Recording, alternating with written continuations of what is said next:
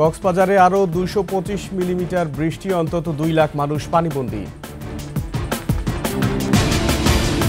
আজ ঢাকায় আসছে যুক্তরাষ্ট্রের প্রতিনিধি দল, জোরালো বার্তা পাবে ষড়যন্ত্রকারীরা, মন্তব্য বিশেষজ্ঞের। শুধু রাষ্ট্র নয়, রাজনৈতিক দলগুলোকেও ভেতর থেকে সংস্কার করতে হবে বলছেন বিশ্লেষকরা।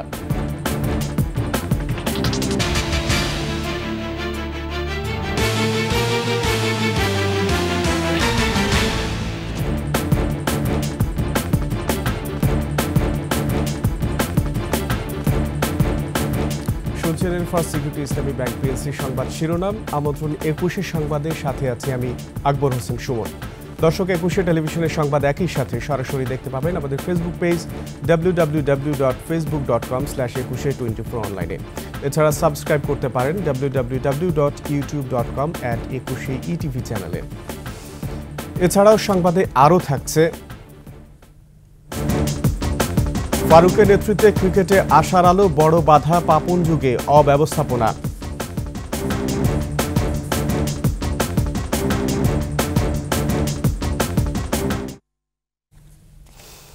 কক্সবাজারে 3 দিন ধরে ভারী বৃষ্টি অব্যাহত থাকায় ডুবে আছে জেলা শহর সহ প্রায় 200টি গ্রাম।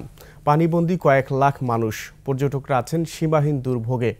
গত 3 দিনে পাহাড় ধস ও ট্রলার ডুবে এই পর্যন্ত রোহিঙ্গা সহ 8 জনের মৃত্যু হয়েছে।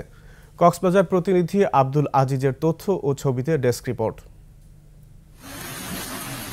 কক্সবাজারে গত 3 দিন ধরে ভারী বৃষ্টি হচ্ছে। জলাবদ্ধ হয়ে আছে শহরের বেশিরভাগ এলাকা আর 200 গ্রাম। দুর্ভোগে আছে অন্তত 2 লাখ মানুষ। শহরের 30টি উপসড়ক বৃষ্টির পানিতে ডুবে কয়েকশো দোকানপাটের মালামাল নষ্ট হয়েছে। হাজারো ঘরবাড়ি পানিতে তলিয়ে গেছে। সড়কে যানবাহন চলাচল বন্ধ হওয়ায় দুর্ভোগ পোহাতে হচ্ছে। যে হারে বৃষ্টি হচ্ছে, কক্সবাজারে এরকম বৃষ্টি আমার বয়সে দেখিনি। ভারী বৃষ্টির কারণে অনেক জায়গায় পাহাড় ধস হয়েছে, এদিকেও পাহাড় ধসের সম্ভাবনা রয়েছে। আমরা সবাই পাহাড় ধসের কারণে আতঙ্কিত হয়েছি। একটু বৃষ্টি হলেই 1 হাঁটু পরিমাণ পানি হচ্ছে, ফলে আমাদের স্কুল ব্যাগ ভিজে যাচ্ছে, ফলে আমরা স্কুলে যাতায়াত করতে পারছি না। কক্সবাজার হোটেল মোটেল জোনে ব্যাপক জলাবদ্ধতা সৃষ্টি হয়েছে। এতে সীমাহীন দুর্ভোগে পড়েছেন অন্তত 20,000 পর্যটক। কক্সবাজার আবহাওয়া অফিস বলছে, শুক্রবার সকাল 6টা থেকে শনিবার সকাল 6টা পর্যন্ত 24 ঘন্টায় 225 মিলিমিটার বৃষ্টি হয়েছে। ফের পাহাড় ধসের আশঙ্কার কথাও জানিয়েছে আবহাওয়া office. Masum আলিসা, desk report, 21 television. ছাত্র জনতার অভ্যুত্থানে আওয়ামী লীগ সরকারের পতনের পর আজ ঢাকায় আসছেন যুক্তরাষ্ট্রের উচ্চ পর্যায়ের প্রতিনিধি দল। তাদের প্রত্যাশা, ঢাকার সঙ্গে সহযোগিতার পথে থাকবে দিল্লি। 6 সদস্যের এই দলের নেতৃত্বে থাকছেন যুক্তরাষ্ট্রের দক্ষিণ ও মধ্য এশিয়া বিষয়ক সহকারী পররাষ্ট্রমন্ত্রী ডোনাল্ড লু এবং মার্কিন রাজস্ব ও অর্থ দপ্তরের আন্তর্জাতিক অর্থায়ন বিষয়ক সহকারী আন্ডার সেক্রেটারি ব্রেন্ট নেইম্যান। শনিবার দুপুরে দিল্লি হয়ে ঢাকায় আসবেন তারা। এ সফরে অর্থনীতিকে অগ্রাধিকার দেওয়ার পাশাপাশি রাজনীতিকেও গুরুত্ব দিচ্ছে যুক্তরাষ্ট্র। এরই মধ্যে বাংলাদেশের পরিস্থিতি নিয়ে ভারতের সঙ্গে আলোচনা করেছে যুক্তরাষ্ট্র। দক্ষিণ এশিয়ার স্থিতিশীলতার স্বার্থে বাংলাদেশের অন্তর্বর্তী সরকারকে সব ধরনের সহযোগিতা করতে চায় ওয়াশিংটন। একই সঙ্গে দিল্লিও ঢাকার সঙ্গে সহযোগিতার পথে থাকবে, এমনটাই চায় তারা।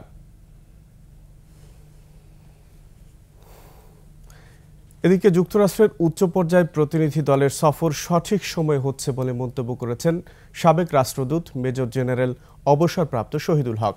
দেশ ও দেশের বাইরে থেকে যারা ষড়যন্ত্র করছে, সফর তাদের বিরুদ্ধে জোরালো বার্তা দেবে বলে মনে করেন তিনি। এই ভিজিটের মাধ্যমে আমি দেখছি কি হয়তো একটা message to those counter revolutionaries or counter forces যারা নাকি এই অ্যাচিভমেন্টটা বাধা করতে পারে, ওদের জন্য একটা বিরাট একটা মেসেজ এর মধ্যে থেকে পাবো আমরা। এই যে আমি বললাম যেটাকে মোরাল বুস্টিং ভিজিট, এটাতে যেটা নাকি বহুত এই মোরাল বুস্টিং তো আছেই ইন্টারিম গভর্নমেন্টের জন্য, message to not only internal forces এবং বাইরের যারা ফোর্সেস আছে, এক্সটার্নাল যারা আছে, তাদের জন্য কিন্তু এটা একটা বিরাট মেসেজ আমি বলবো।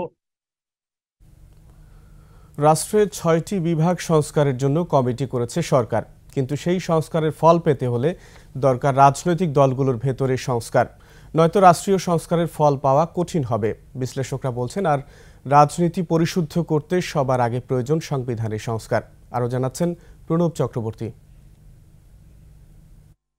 গণতন্ত্র পুনরুদ্ধার এবং সংস্কারের প্রশ্নে সরকার গঠনের পর রাজনৈতিক দলগুলোর সাথে কয়েক ধাপে বৈঠক করেছেন প্রধান উপদেষ্টা ডক্টর মোহাম্মদ ইউনূস।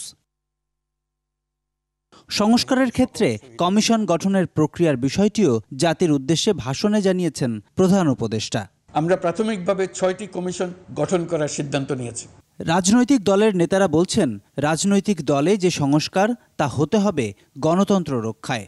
রাজনৈতিক দলের ভেতরে সংস্কার তো বেশি প্রয়োজন। আমি একটা দল করি, আমার দল আমি আমার মতো করবো, এখানে আপনি কিছু বলবেন কেন? আপনার কথা মতো আমার চলতে হবে সেরকম তো কথা নয়। হ্যাঁ, জনগণের যেটা আকাঙ্ক্ষা সেটার প্রতিনিধিত্ব করে দলটা গড়ে উঠবে, সেই চর্চা থাকতে হবে। এ নিয়ে কথা বলেছেন বিএনপির এই নেতা। বিএনপিও এই দেশে আগামী দিনে একটি সুন্দর ভবিষ্যৎমুখী এবং স্বয়ংভর বাংলাদেশ কিভাবে গড়া যায়, যেখানে জনগণই রাষ্ট্রের মালিক হবে এবং জনগণের অধিকার সুনিশ্চিত হবে, সেটি নিহিত আছে 31 দফা কর্মসূচিতে। তবে রাজনৈতিক বিশ্লেষকরা সংবিধান সংস্কারেই দিচ্ছেন বেশি গুরুত্ব। অত্যন্ত প্রত্যয়ের সাথে মিথ্যা বলাটা একটা রাজনৈতিক গুণ হয়ে গেছে, কোয়ালিটি পলিটিক্যাল পার্টি লিডারশিপের। তাহলে আমরা ওখান থেকে বেরিয়ে আসতে হবে। সংস্কারটা কোনখান থেকে শুরু হবে? এটা একটা স্টার্টিং পয়েন্ট হচ্ছে কনস্টিটিউশন। সংবিধানের যখন বেসিক জায়গায় ঠিক করবেন আপনি, ওই আলোকে কিন্তু নির্বাচন ঠিক হবে, আইনসভা ঠিক হবে, পলিটিক্যাল পার্টিও ঠিক হবে। আমাদের সংবিধানে রাজনৈতিক দল সম্পর্কে কোনো কথা নেই, একটু আছে খালি এইরকম হইবে, এটা কিন্তু কোনো আলাদা রাজনৈতিক দল নিয়ে কোনো কথা নেই। তারা বলছেন, সংস্কার বা সংরক্ষণ যাই হোক, তা যেন হয় দেশের কল্যাণ মাথায় রেখে। দৃষ্টিভঙ্গি ঠিক করতে হয়, কি সংস্কার চাই। প্রণব চক্রবর্তী, 21 টেলিভিশন, ঢাকা। ফারুক আহমেদের নেতৃত্বে বাংলাদেশ ক্রিকেট আলোর মুখ দেখবে বলে আশা করেন সাবেক ক্রিকেটার ও সংগঠকরা। তবে এক্ষেত্রে বড় বাধা পাপন যুগে অব্যবস্থাপনার সাথে জড়িত ব্যক্তিরা। দুর্নীতি তদন্ত করে জড়িতদের বিচারের আওতায় আনার পরামর্শ তাদের। আকাশুজ্জামানের রিপোর্ট।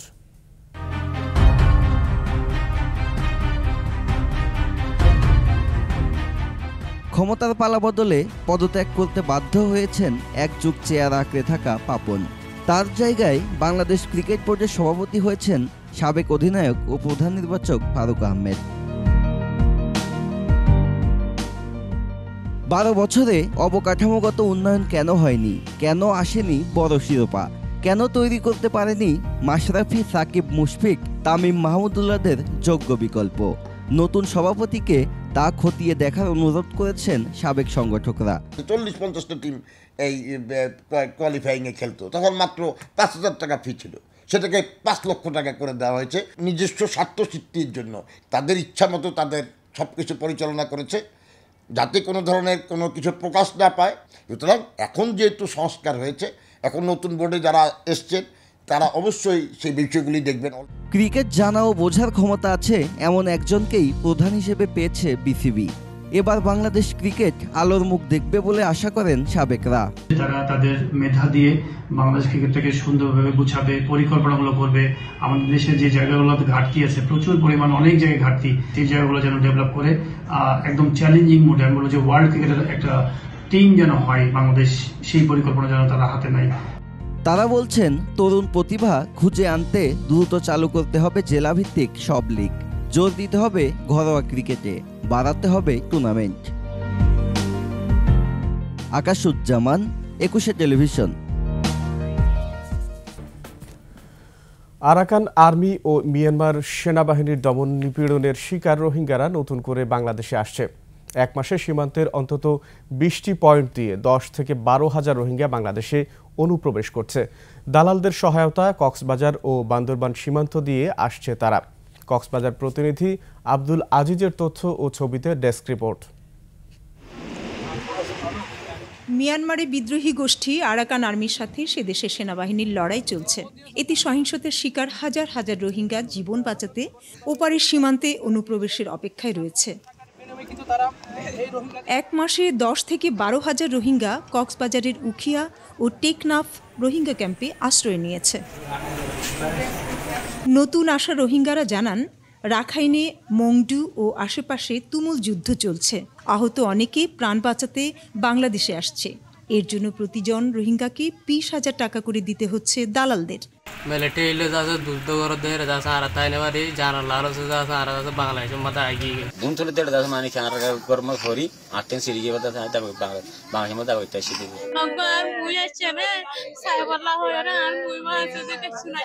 নতুন অনুপ্রবেশকারী রোহিঙ্গাদের দ্রুত খাদ্য ও পুনর্বাসন করার আহ্বান জানিয়েছেন উখিয়ার রোহিঙ্গা ক্যাম্পের এই নেতা। খাবারের অভাব, কারণ রোহিঙ্গাদের যেগুলো আত্মীয় স্বজন আছে তারা তোলা মানে কালেকশন করে এক ঘর থেকে এক ঘর নিয়ে নিয়ে কিছু কিছু মানুষদেরকে খাবারের ব্যবস্থা করতেছে। নতুন করে রোহিঙ্গা অনুপ্রবেশে উদ্বেগ জানিয়ে সীমান্ত নিরাপত্তা রক্ষীদের আরও কঠোর হওয়ার পরামর্শ দিয়েছেন স্থানীয় জনপ্রতিনিধিরা। এমনিতে আমাদের উপর রোহিঙ্গার একটা বিশাল বোঝা হয়ে আছে দীর্ঘদিন ধরে। এর মাঝে যদি আবারও নতুন করে যদি রোহিঙ্গারা অনুপ্রবেশ করে তাহলে আমরা আবারও নতুন করে একটা আতঙ্কের মধ্যে থাকব। রোহিঙ্গা অনুপ্রবেশের কথা স্বীকার করেছেন কক্সবাজার শরণার্থী ত্রাণ ও প্রত্যাবাসন কর্মকর্তা। যেহেতু এটা বড় সীমান্ত, কিছু লোক প্রবেশ করেছে, এটা বিজিবি দেখভাল করছে। টেকনাফের সাবরাং, শাহপুরীর দ্বীপ, টিলা, জাদিমোড়া, আবার কখনো কখনো বান্দরবানের নাইখংছড়ির কয়েকটি সীমান্ত পয়েন্ট দিয়ে প্রবেশ করছে রোহিঙ্গারা। এক সপ্তাহে অনেক বেশি রোহিঙ্গার অনুপ্রবেশ স্থানীয়দের ভাবিয়ে তুলেছে। Banushree Dolly, desk report, 21 television. গাজীপুরে তৈরি পোশাক সহ সকল শিল্প কারখানাতে শ্রমিকেরা কাজে যোগ দিয়েছে। সকাল থেকে বৃষ্টিতে ভিজে শ্রমিকদের কারখানায় প্রবেশ করতে দেখা গেছে। নিরাপত্তায় শিল্প পুলিশ, সেনাবাহিনী ও বিজিবি টহল দিচ্ছে। গেল সপ্তাহে শ্রমিক অসন্তোষ, বিক্ষোভ, কারখানা ভাঙচুরের ঘটনায় গাজীপুরে অধিকাংশ কারখানায় ছুটি ঘোষণা করে কর্তৃপক্ষ।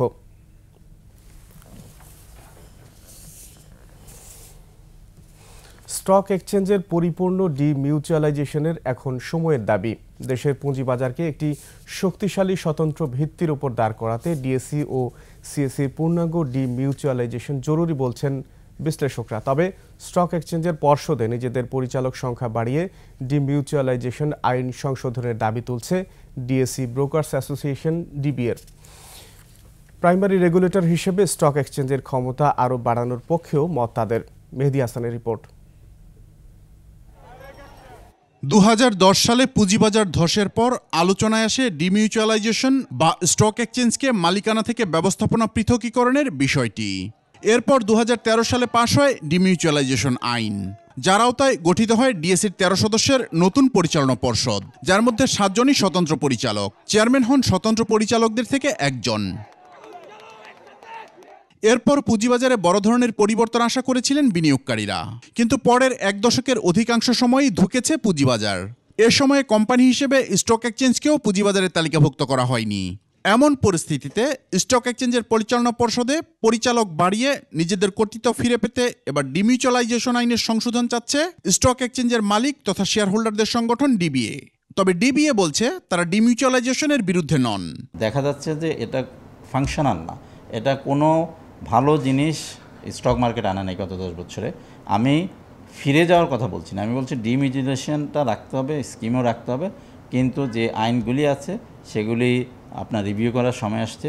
বাজার বিশেষজ্ঞরা বলছেন গত 1.5 দশকে বিতর্কিত ব্যক্তিরা ছিলেন বিএসইসির নেতৃত্বে, ফলে ডিমিউচুয়ালাইজেশন কাজ করেনি। নতুন কমিশন পূর্ণাঙ্গ ডিমিউচুয়ালাইজেশন করতে সক্ষম হবে বলে প্রত্যাশা তাদের। স্পিরিটটাকে আমরা কাগজে কলমে রেখেছি, বাস্তবায়নের ক্ষেত্রে আমরা অনেক ধরনের ব্যাড টেস্টের সাথে কম্প্রোমাইজ করেছি। তো এইসব কারণে কিন্তু আমরা যত সংস্কার করি যাই করি না কেন, যদি না আমি এটাকে সত্যিকার স্পিরিটকে আপহোল্ড করতে না পারি, তাহলে তো আমাদের দেশে তো অনেক ভালো ভালো আইন আছে, হ্যাঁ, এই আইনগুলোর বাস্তবায়ন হয় না বলেই তো সমস্যা। তালিকাভুক্তি, বাজার তদারকি সহ বিভিন্ন ক্ষেত্রে প্রাথমিক নিয়ন্ত্রক হিসেবে স্টক এক্সচেঞ্জগুলোর ক্ষমতা বাড়ানোর পক্ষেও মত তাদের।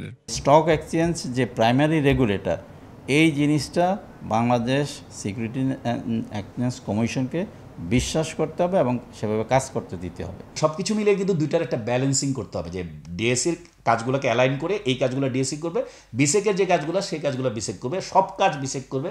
এইটা যতদিন থাকবে ততদিন কিন্তু আপনার আলটিমেটলি যে গভর্নেন্সের মার্কেট আমরা বলছি বা যেটা নিয়ে আমাদের অনেক দিনের প্রত্যাশা, সেই ধরনের বাজার আসতে অনেক সময় লেগে যাবে। ডিএসসি ও সিএসসির স্ট্র্যাটেজিক পার্টনাররাও কাঙ্ক্ষিত ভূমিকা রাখতে পারেনি বলেও মত তাদের। 3 বছর আগে আসতে। মেহেদী হাসান, 21 টেলিভিশন, ঢাকা। শেষ করছি 21 সংবাদ। যাবার আগে ফার্স্ট সিকিউরিটি ইসলামী ব্যাংক পিএলসি সংবাদ শিরোনামগুলো আরও একবার।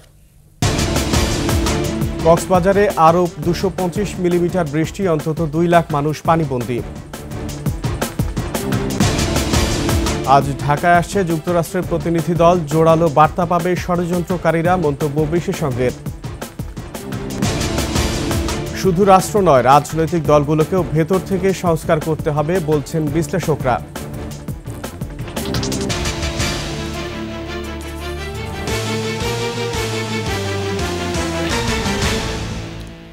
সর্বশেষ সংবাদ জানতে ডায়াল করুন 2021 নম্বরে আর ভিজিট করুন 21-tv.com এই ওয়েবসাইটে। ফেসবুকে ভিজিট করতে পারেন www.facebook.com/2124 অনলাইনে। এছাড়া সাবস্ক্রাইব করতে পারেন www.youtube.com/21etv চ্যানেলে। এতক্ষণ সঙ্গে থাকার জন্য ধন্যবাদ। পরবর্তী সংবাদ সকাল 10টা 55 মিনিটে দেখার আমন্ত্রণ রইল। 21-এর সাথেই থাকুন।